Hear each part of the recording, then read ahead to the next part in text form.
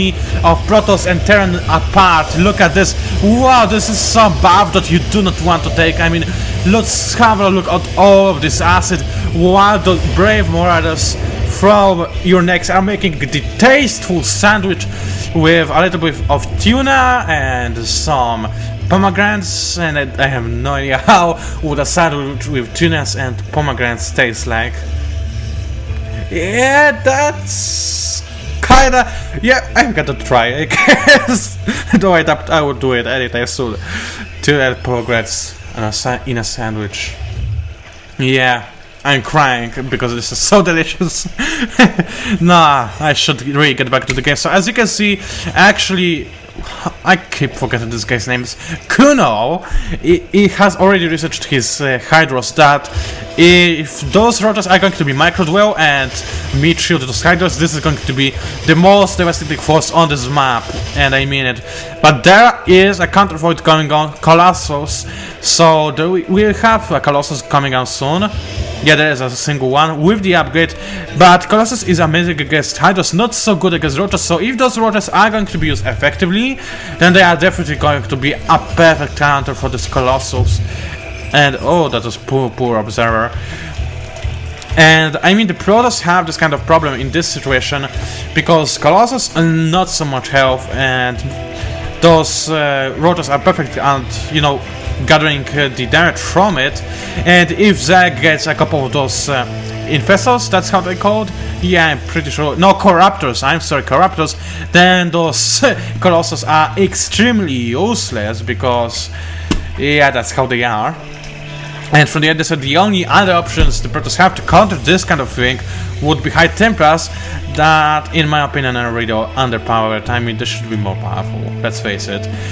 I mean, not really. I would rather like to see a buff because on Dark Templar Shrine, because it is really too expensive. It takes hours to be constructed, and I would love to see... what would I love to see? What was that? I completely forgot. Yeah, I wanted to see something else buffed for Protoss, because now right now Protoss need highest tier units to counter tier 1 and tier 2 units. How is that normal? It's not normal at all. So we are going to see our first battle right here. I'm going to switch to the APM because it is much normal. Oh, and those poo-poo Stalkers are being devastated. But now those tanks, oh, they are dealing so insane amount of damage, because this is before the nerf, ladies and gentlemen. 60 damage, take it to the chest. Yeah, like a strongman, except you actually are not. And those Medevacs are just taking out the... you know, the background, and this army should not stick together. This is never a good idea to stick it together, because there might be something going on, and with high area of damage, area of effect damage. But right now we see, yeah, those tanks are trying to make a move in, corner the Zeg army. Meanwhile, I just want to point that there are two hidden expressions for the Zeg player, Kuno, I believe, that is going to be able to out macro the opponents to the maximum. So this is going to be extremely one-sided. So this is very important for the team 1 to push in right now and win this battle. If they do not win it, or they wait for too long, this is the end of the game right now for them. And you can see that this is some kind of siege wars, as this observer is giving the lane of sight for those siege tanks. And now all that counts is this army slowly proceeding towards the opponents, trying to get the advantage. While it looks like this Zeg army, yes, finally it is being attacked, while the Protoss, yes, the Terran are also incoming, and it really looks like the left team has a huge advantage. Those Marines finally entering the battlefield. Well, look at those Vikings tearing through those Colossus with no problem, especially because they are perfect versus armored units as well. And look at this. This was actually a pretty end matchup. I was not expecting that. And in the end, all that was left standing were Colossi and those Vikings, and not a single Colossus left. So I was not expecting this kind of result, but still, I was expecting Team Right to fail, and that's what happened, because of this loss, or not win, let's just say, they are gaining a huge disadvantage. Because look at this, Zeg having high yield, you never want to have that. Zeg having even another expression, even with not drones, you still do not want to have this kind of thing. Because look at this, they're going to have billion of gas, so I do expect to have billion of Motelisks in a second. Unless there is already a lot of them, but I do not see any. But there is an infestor pit, so this is going to be interesting.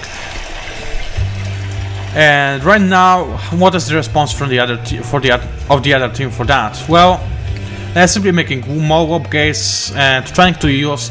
I know that I'm biased because I'm protesting. Oh, actually, sorry, I do not want to miss any action for you guys, so I'm going to rewind it a little bit to the back.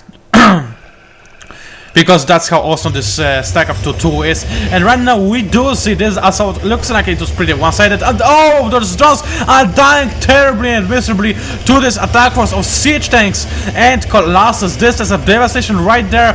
And now the siege tanks are firing at the Colossi, but they did survive. So this was pretty close to the test, but I must say, actually not really. And this high yield expansion has been destroyed. So this is a good thing for this right team, especially because right now Medi is going for another hidden expansion, trying to give them an edge over the opponent and actually simply deleting the edge of the opposing team. But still, I do believe that Zek has a huge advantage. Yeah, they have 50 fire probes and 46 SCVs against 41 probes and 36, I cannot see, SCVs from the other team, so this does not look good for the right team. They need to push again, but if they would lose terribly.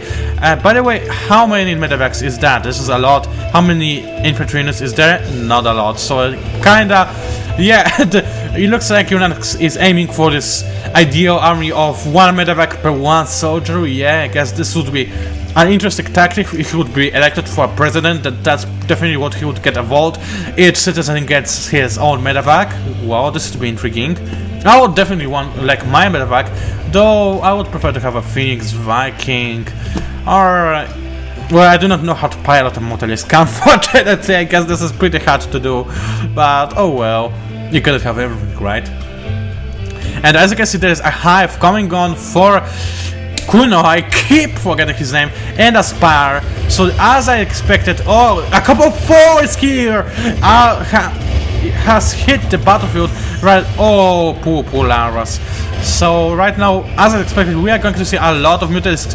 Why this ginormous army of them is going to hit the Protoss army? They're not prepared for this. Those Citrix are going to be able to melt them away, but the Colossus did deal a lot of damage, and they need to fight, because if they do not, then those Vikings will tear those Colossus apart. Meanwhile, on the other side, as you can see, the Zek are actually fighting against Terran and completely annihilated them. Whoa, this was kinda one-sided. The Protoss are escaping, but they lost a lot of their forces.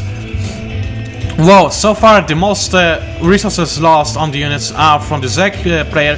However, the Protoss also is using a lot, and this is because of those Colossus being vulnerable to the anti-air gunfire, which is good. I really like this idea, and it is really allowing the opponents to counter it with the air units. I like this kind of thinking, but I do want to point that right now Protoss are underpowered, no matter how you wanna say it, they are, and they need to be buffed in some way. I'm not an expert, I'm not gonna suggest a way to buff them, but they need to be buffed, as especially against Terran, because they have a really hard time against Terran, at least they had in the last patch. So I shouldn't right now complain about balance, because this is downtime and we're going to see some balance discussion and new patch probably after the downtime. Unfortunately, I am not going to see it because I'm going to be away. Yeah, I could take my netbook. Oh wait, what is happening? Yeah, this Zek army being taken completely by surprise. There's nowhere that they could try to go to, and those Colossus are going to melt all of those units to pieces. Actually, they are not strong enough, as those rotors are soaking a lot of damage, but they are bearing. There was a problem for Protoss player not using the spray of range that they had, but this was a huge set.